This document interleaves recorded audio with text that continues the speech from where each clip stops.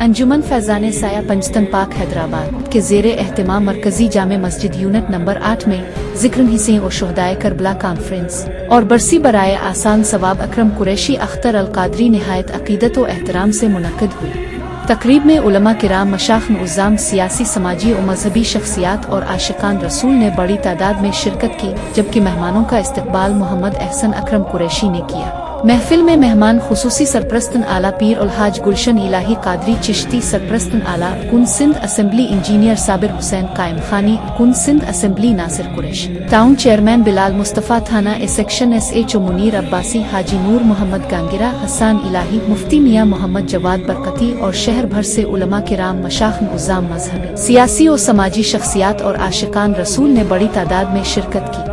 محفل کا آغاز قاری حسان خلیق فاروقی کی تلاوت مقرن پاک سے ہوا، جبکہ معروف ثنا خاں زیب اشرفی نے بارگان رسالت میں نعت رسول مقبول پیش کی۔ خصوصی خطاب کرتے ہوئے علامہ مولانا طاہر محمود عوان نے واقع کربلا کے پیغام، اتحاد امت، محبت، اخوت، برداشت اور قرآن و سنت پر عمل کی اہمیت پر روشنی ڈالی۔ تقریب کے اختتام پر پاکستان کی سلامتی، امت مسلمہ کے اتحاد، شہدائے اسلام کے بلند درجات اور ملک کی ترقی و خوشحالی کے لیے خصوصی دعا کی گئی۔